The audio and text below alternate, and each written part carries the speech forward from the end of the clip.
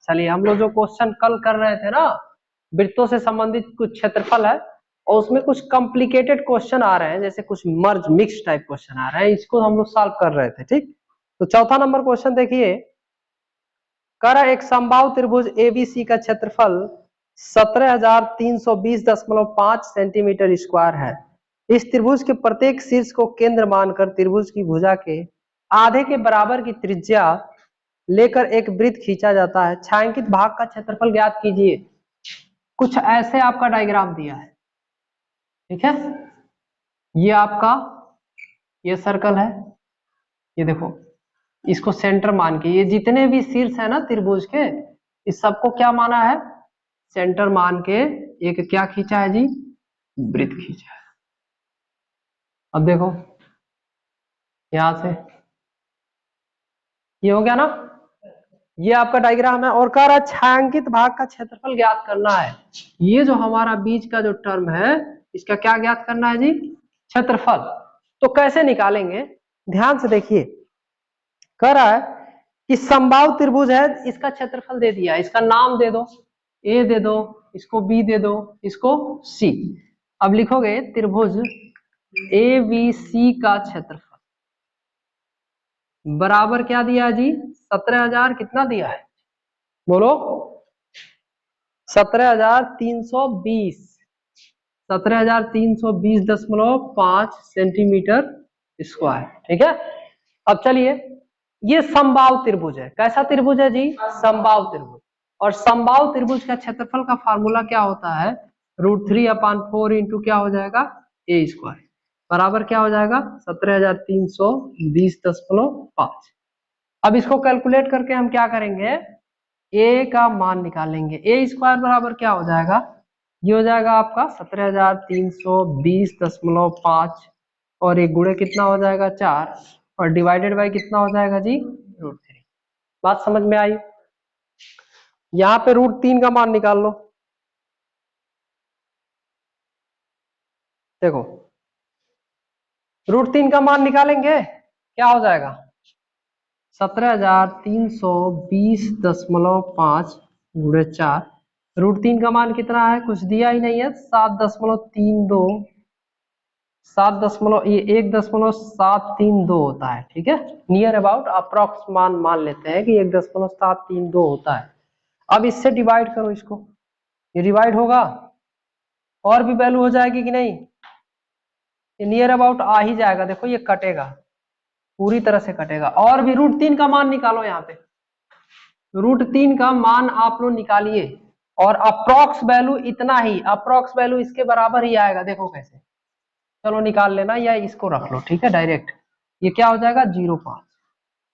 बात समझ में आ रही है। √3 का मान निकालेंगे तो इसके बराबर ही जस्ट आएगा, लेकिन ये 1.73205 के अप्रॉक्स में आएगा। अब देखो ये दोनों सेम है कि नहीं, लेकिन डेसिमल का अंतर है। क्या अंतर है, डेसिमल का अंतर है। और यहाँ पे 5 स्थान पे डेसिमल है, इधर से चलेंगे, और यहाँ पे एक स्थान पे ही डेसिमल है। तो अब डेसिमल को हटा के हम क्या करेंगे, कैलकुलेट करेंगे। देखो ए स्क्वायर बराबर क्या हो जाएगा, देखिए ध्यान से, अगर नीचे वाले का डेसिमल जब हम कैंसिल करते हैं तो ऊपर उतना 0 से मल्टीप्लाई कर देते हैं ना जी, तो क्या हो जाएगा, ये कितने स्थान पे डेसिमल है, 1 2 3 4 5 0 लिख लो, और गुणे 4 था 4 लिख लीजिए, डिवाइडेड बाई देखिए ये 173205 होगा। यहां तो डेसिमल कैंसिल, ऊपर आपने क्या कर दिया 10,000 से गुणा कर लिया, और यहाँ देखो एक स्थान पे डेसिमल है तो नीचे किससे गुणा करोगी, 10, कट करो, 1 0 से 1 0 काटो, ये पूरी वैल्यू कट जाएगी। क्या बचेगा आपके पास 4, 4 टाइम 0, कितने टाइम 0 जी, 4 टाइम 0, और ये ए स्क्वायर का मान है, तो ए का मान कितना हो जाएगा, रूट में 40 होगा ना जी, और ये जोड़ा ले लो, इसका बना लोगे कितना हो जाएगा 200, कितना आएगा जी 200, यानी ये आपका 40,000 है और 40,000 का स्क्वायर रूट निकालेंगे तो 200 सेंटीमीटर आएगा। क्या आएगा, सेंटीमीटर। यानी ये पूरे त्रिभुज की लंबाई कितनी आ रही है, 200। ये ए बी बराबर 200, बी सी बराबर 200 और सी ए बराबर 200। लेकिन एक चीज और कहा है कि ये जो हमारा वृत्त बना है ना, सीधे जो हमारी भुजा है उसके आधे भाग पे बना है। यानी अगर ये पूरी लंबाई कितनी है 200, तो ये त्रिज्या कितनी हो जाएगी 100 सेंटीमीटर। ये भी 100 सेंटीमीटर, ये भी 100 सेंटीमीटर और ये भी 100, ये भी जी 100 सेंटीमीटर। बात समझ में आ रही है? यानी ये पूरे वृत्त की त्रिज्या कितनी आ गई, तीनों वृत्त की त्रिज्या कितनी होगी 100 सेंटीमीटर। अब हमको इस भाग का क्षेत्रफल निकालना है। बात समझ में आ रही है आप लोगों को? एक चीज बताओ, ये एक वृत्ताखंड है ना? वृत्ताखंड तो नहीं है, त्रिज्याखंड है एक प्रकार का। कैसा त्रिज्याखंड है? और ये भी क्या है? त्रिज्याखंड है। ये भी क्या है? त्रिज्याखंड है। ये 60-60 डिग्री का बनेगा, यहाँ पे एंगल बनेगा, तीनों में 60-60 डिग्री का एंगल बनेगा। क्यों? क्योंकि समबाहु त्रिभुज का प्रत्येक कोण कितने डिग्री का होता है? 60 डिग्री का। तो अब बताओ, यहां से इसका त्रिज्याखंड, इसका त्रिज्याखंड और ये वाला त्रिज्याखंड तीनों बराबर होंगे ना आपस में? और ये पूरे त्रिभुज का क्षेत्रफल और ये तीनों त्रिज्याखंडों का क्षेत्रफल त्रिभुज के क्षेत्रफल में से घटा देंगे तो ये छायांकित भाग का क्षेत्रफल निकल जाएगा कि नहीं? ये पूरा त्रिभुज है, इस त्रिभुज में से ये निकाल लो, ये माइनस कर दो और ये माइनस कर दो, तो यही तो बचेगा। और इसी का क्षेत्रफल पूछा है, इसी का पूछा है ना। तो चलिए लिखेंगे, डायरेक्ट लिख ले, छायांकित भाग का क्षेत्रफल। अब छायांकित भाग का क्षेत्रफल कैसे निकालेंगे? इस पूरे त्रिभुज का क्षेत्रफल लोगे ना, त्रिभुज ए बी सी का क्षेत्रफल माइनस 3 गुणे या तीनों त्रिज्याखंड का क्षेत्रफल। क्या लिख सकते हो? तीनों वृत्तों का त्रिज्या खंड का क्षेत्रफल। अब देखिए ध्यान से, इसको हम कैलकुलेट करेंगे, ठीक है? चलिए यहां पे तो त्रिभुज का क्षेत्रफल पता है आप लोगों को ना, त्रिभुज का क्षेत्रफल तो पता है, दिया है।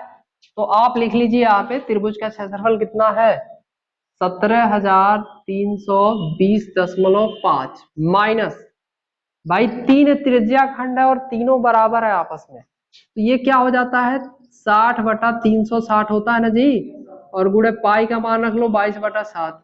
आर का मान 100 है, त्रिज्या 100 है ना, तो 100 का स्क्वायर कर लीजिए। क्या कर लीजिए? 100 का स्क्वायर। भाई पाई आर स्क्वायर होता है, यही फार्मूला होता है ना वृत्त का। अब चलो इसको कैलकुलेट कीजिए, 17,320.5 माइनस, ये देखो 1 0 से 1 0 कैंसिल, 6 से इसको डिवाइड करोगे, ये 3 से डिवाइड करोगे 2 और 2 से डिवाइड करोगे 11, और ये हो जाएगा 11/7 गुणे कितना हो जाएगा जी 10,000 होगा ना। अब इसको चाहो तो आप इसको डिवाइड कर सकते हो, ये 17,320.5 और यहाँ माइनस, देखो ये हो जाएगा 11 से गुणा करोगे तो ये पूरे वैल्यू 11 हो जाएगी और 7। अब चाहिए तो आप क्या करेंगे, इसमें 7 से भाग दे देंगे, और 7 से भाग देने के बाद या ऐसे कर लो डायरेक्ट, 7 से इसमें डायरेक्ट भाग दीजिए, 7 एक में 7, कैरी कितना बचा जी 4, दशमलव लगाएंगे तो कितना हो जाएगा 40, 7 बचे 35, कितना बचा 5, 7 7 49, और भी आ जाएगा, एक आएगा फिर 7 एक में 7, मतलब ऐसे आपका रिपीट होता रहेगा, लेकिन ये डिवाइड नहीं होगा, अप्रॉक्स मान लो इतना। और ये कितना है 10,000, गुणा करोगे तो 17,320.5, और जब ये गुणा करेंगे तो 3 ये 3 माने हो ना, तो 3 जीरो से ये खत्म, तो ये हो जाएगा 1571, ये 0, ठीक है। अब माइनस कर लो, ये 0.5 हो जाएगा, ये 0 हो जाएगा और यहाँ 1 हो जाएगा, और ये 13 में से 7 गया जी 6, और यहाँ बचा आपका 6 में से 5 गया 1, यानी 1610.5 सेंटीमीटर स्क्वायर क्या होगा इस छायांकित भाग का क्षेत्रफल होगा, ठीक है। इस तरह भी लगा सकते हो, और चाहो तो आप मिक्स्ड फ्रैक्शन के रूप में भी लिख सकते हो, ठीक है। वो कैसे, ये जो वैल्यू है ना इसका इसमें गुणा कर लोगे, और 7 से इसमें गुणा करोगे, जो आएगा, और ये आपका कितना आ रहा है, 1,10,000 आएगा ना, गुणा करेंगे तो उसको माइनस कर लेंगे, और जो आएगा उसको फ्रैक्शन के रूप में लिख लेंगे, यानी भिन्न के रूप में भी लिख सकते हैं आप लोग।